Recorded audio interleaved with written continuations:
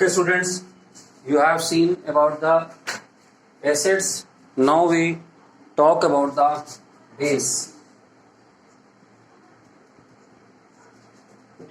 Base are those substances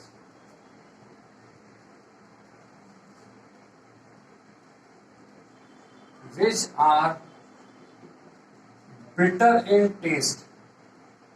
ये test के basis पे हम इसको खाली अगर टेस्ट करते हैं तो बता सकते हैं कि ये सोप ये बेस है। सोप का ये सोल्यूशन अगर थोड़ा सा भी अगर आपके मुंह में चला जाता है तो आप उसको टेस्ट देखते हो। और ये कैसे होते हैं, टच, इसको अगर आप टच करते हो तो कैसा होता है, टच इज स्लिपरी, ऐसे लग रहा है स्लिपरी टच होगा इसका। सेकेंड थिंग, केमिकली हम इसको कैसे डिफाइन, जैसे अपने एसिड को बोला था कि they give the H ions, तो what Arrhenius says aqueous solution of base gives OH negative ions।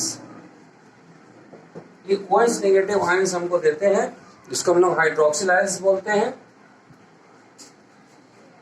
So you can write as sodium hydroxide। ये क्या है, सोडियम हाइड्रोक्साइड।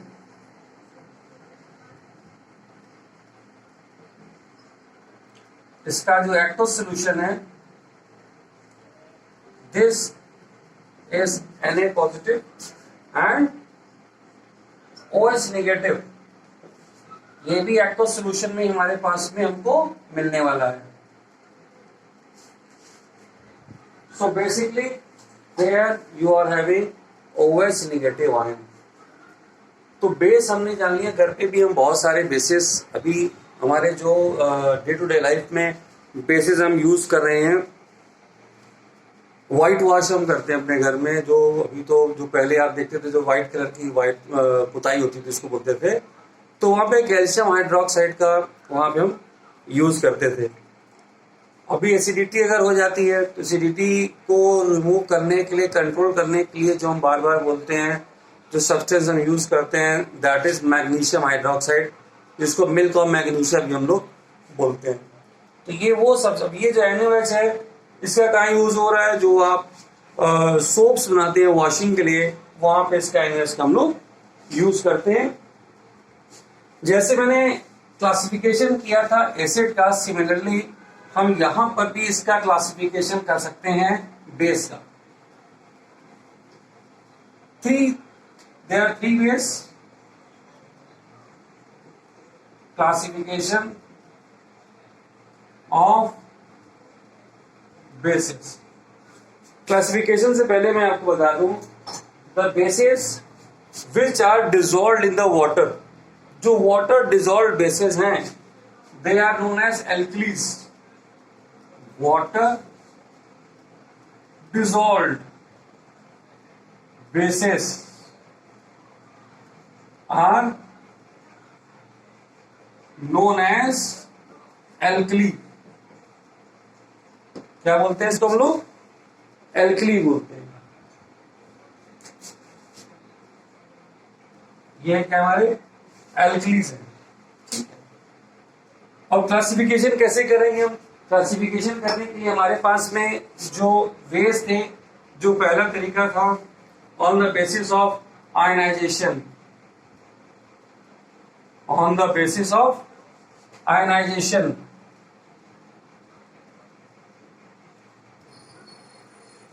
स्ट्रॉन्ग बेस और वीक बेस।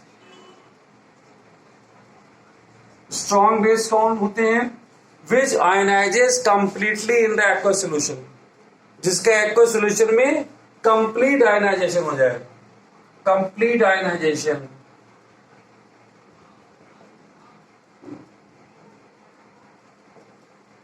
यहां क्या हो रहा है, इनकम्प्लीट आयनाइजेशन।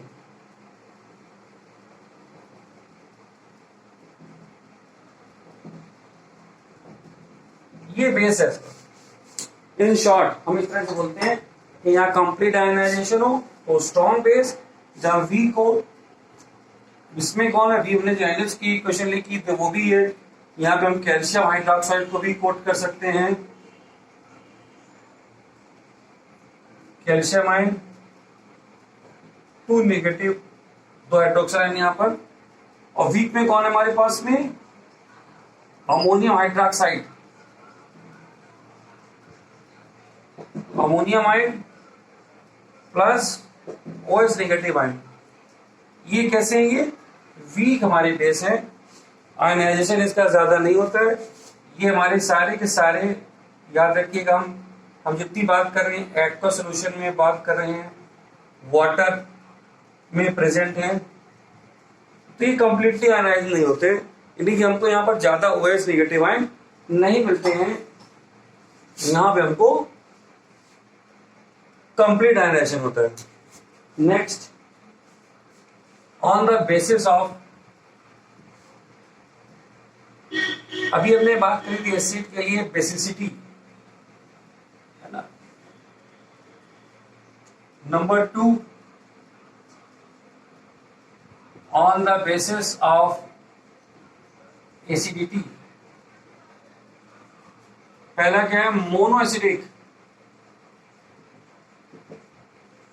जैसे NaOH, ये क्या है, मोनो एसिडिक है, because it gives 1 OH ion, so to neutralize this you need only 1 H ion here। और उसके बाद में डाई एसिडिक, तो डाई एसिडिक में हमारे पास में कौन है, कैल्शियम हाइड्रोक्साइड है डाई एसिडिक में।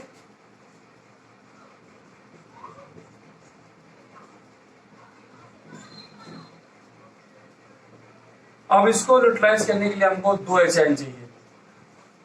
तो इस तरह से आपने देखा कि ये जो सब्सटेंसेस हमारे, इनको हम मोनोएसिडिक और डाइएसिडिक बोल सकते हैं। इसी तरह से जब हम बात कर रहे थे एसिडिक की, वहां पर HCl की, तो HCl क्या हमारा मोनोबेसिक है, और अगर H2SO4 की बात करेंगे तो उसको डाइबेसिक एसिड बोलते हैं। अब लास्ट इसमें आता है on the basis of the concentration, on the basis of concentration. Concentration की बेसिस पर भी हम लोग इसको क्लासिफाई कर सकते हैं। क्या है, पहला कंसंट्रेटेड बेस या अल्कली, दूसरा डाइल्यूट।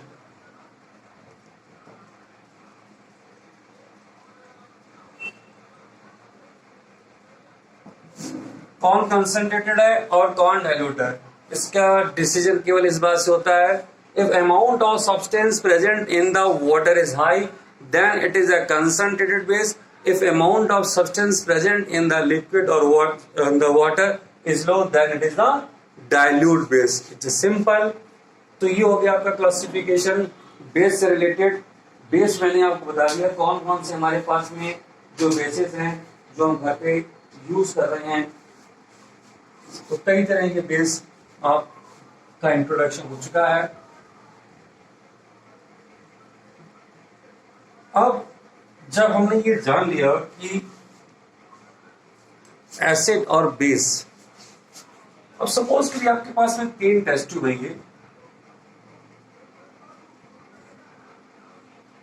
हम टेस्ट करना चाहते हैं, इसको आप क्वेश्चन भी समझ सकते हैं, it is a question. Colourless solution इसमें फिल्टर है। इसमें से एक ऐसा है जिसमें कि हमने यहां पर जो है वाटर फिल किया हुआ है, प्योर वाटर कह सकते हैं हम लोग, और सेकंड वन ऐसा है जो एसिडिक है, और थर्ड वन ऐसा है जिसमें हमने बेसिक सॉल्यूशन डाल रखा है। ये 3 हमारे पास में केस है। यहां पर अभी नंबर नहीं डालते, यहां पर हमको ये पता है कि 3 टाइप्स हमारे पास में यहां पर अवेलेबल है, और इनको हमको चेक करना है कि कौन सा इसमें जो है वाटर है, कौन सा एसिड है, कौन सा बेसिक है। हमारे पास में क्या तरीका, अब यार तो हम बार बार सबको टेस्ट करें, इसको सबको टेस्ट करके देखें कौन सा बेटर है, कौन सा श्योर है, किसमें टेस्ट नहीं आ रहा, लेकिन हमको इसकी परमिशन नहीं है। The other way we have to do that. हम क्या कर सकते हैं, आपने देखा होगा कि हम जो खाना खाते हैं, करी जो इस्तेमाल करते हैं, उसमें क्या होता है, हल्दी होती है। तो हल्दी अगर आप कप के क्लोथ पे गिर जाए तो उसको अगर आप ले जाके वो वॉश करते हो विद द सोप, तो वो लाल हो जाता है, कपड़ा कैसा हो जाता है, लाल हो जाता है यहां पर। तो अगर आपके पास में ऐसा कुछ है कि जैसे आपने टर्मरिक पाउडर ले लिया, तो टर्मरिक पाउडर की आपने अगर पेस्ट बना ली, यहाँ पे मैंने पेस्ट ले लिया, इसमें क्या ले लिया, टर्मरिक, थोड़ा सा हमने यहाँ पर टर्मरिक पाउडर की मैंने पेस्ट बना लिया यहाँ पे, ठीक है। अब यहाँ पे 1 बाय 1 क्या कहते हैं, हम इसको डालेंगे।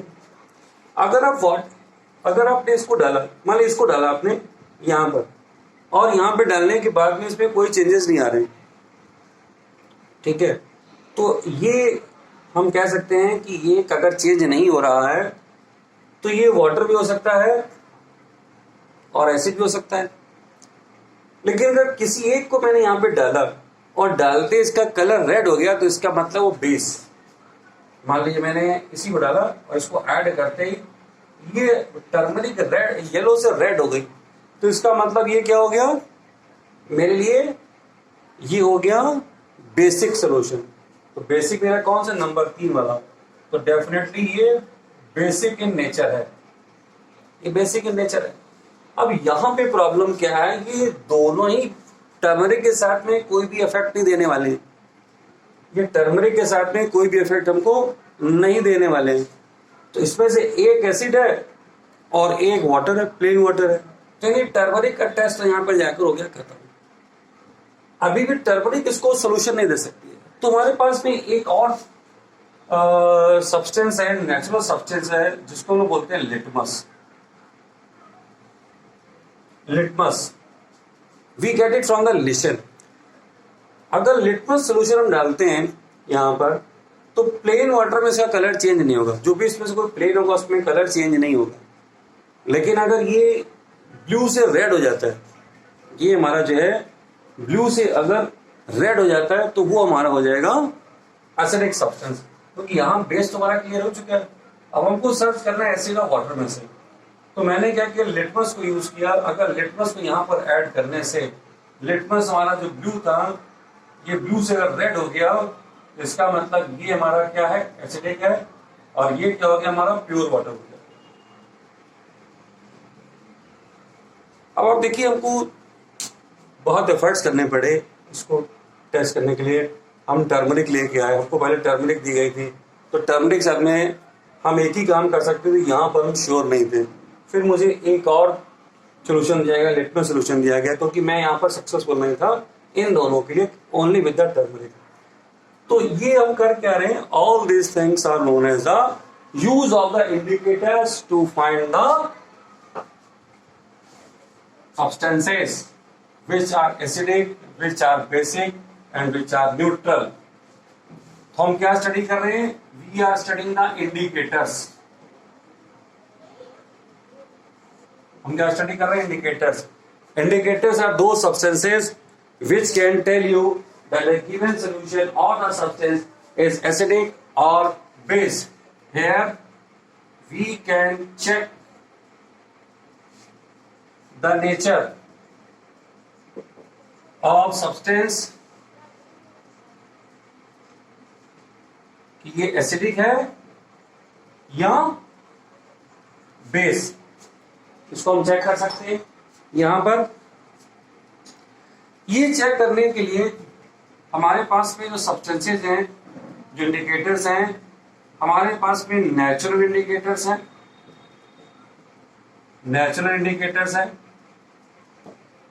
इसमें कौन है हमारे पास में, लिटमस, मैंने अभी आपको बताया लिटमस हमारे पास में है, और टर्मरिक है हमारे पास में, टर्मरिक है, बस ये दो जान लीजिए, है ना। इसके बाद भी हमारे पास में ऑल फैक्ट्री इंडिकेटर्स भी हैं, ऑल फैक्ट्री इंडिकेटर्स हैं। ये क्या है, इनकी स्मेल खत्म हो जाती है, इनकी स्मेल चेंज होती है। ऑल फैक्ट्री में हमारे पास है बेसिकली, अगर हम देखें जैसे वेनिला है, तो अगर वेनिला को बेस के साथ में ऐड करते हैं तो वेनिला की स्मेल खत्म हो जाती है, इट लूजेस स्मेल। तो ये केवल बेस के लिए एप्लीकेबल है, वहां पर उसकी स्मेल को खत्म कर देता है। एसिडिक में इसकी कोई स्मेल चेंज नहीं होती है। तो होल फैक्ट्री हो गई। तो ये किसके ऊपर बेस करते हैं, तो होल फैक्ट्री में there is change in the smell, change in smell. और कहां पर चेंज होगा, with base smell of vanilla loses, vanilla अपनी स्मेल लूज कर देता है। तो ये हमारा क्या है, ओल फैक्ट्री इंडिकेटर्स है। थर्ड टाइप का इंडिकेटर हमारे पास में जो है वो हमारे पास में सिंथेटिक इंडिकेटर्स। वो कैसे इंडिकेटर हैं, सिंथेटिक इंडिकेटर्स।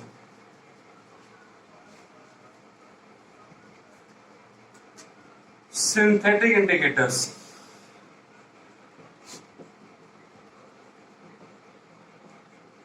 सिंथेटिक इंडिकेटर्स हमारे पास में मिथाइल ऑरेंज और फिनोल्फथलीन है, फिनोल्फथलीन।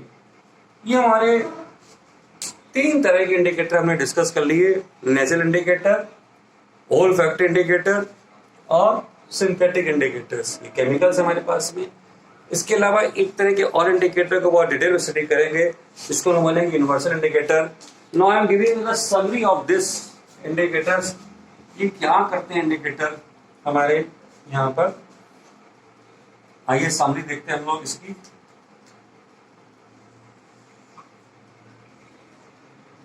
हम अगर यहां पर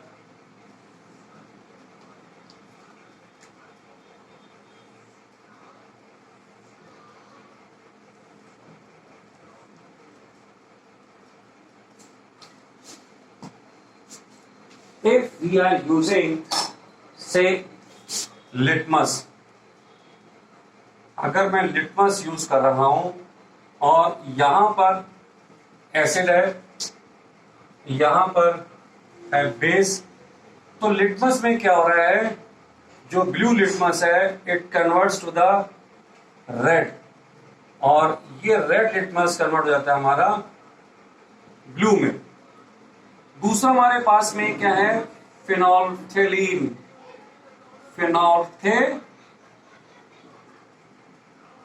फिनोल्फथलीन। और तीसरा हमारे पास में है मिथाइल ऑरेंज। फिनोल्फथलीन के साथ में क्या है कि जो फिनोल्फथलीन है वो एसिडिक मीडियम में कोई कलर का चेंज नहीं करता है, और बेसिक मीडियम में इट बिकम्स पिंक, ये पिंक हो जाता है। और जो मिथाइल ऑरेंज है, यहाँ लिख तो रहे ऑरेंज, लेकिन ये रेड कलर दे देगा हमको एसिड के साथ में, और इसको दे देगा येलो कलर। तो आपने देखा यहाँ पर ये जो लिटमस था ये हमारा क्या था, नेचुरल इंडिकेटर था। मैंने बताया we are getting it from the lichen, और ये दोनों हमारे कैसे हैं, सिंथेटिक इंडिकेटर हैं, सिंथेटिक इंडिकेटर है।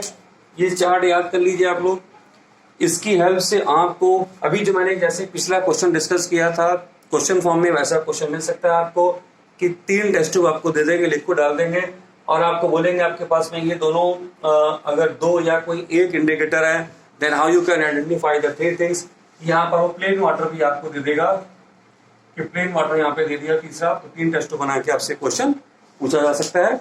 In the next class, I will talk about the universal indicator and the properties of the acid and the base. Okay.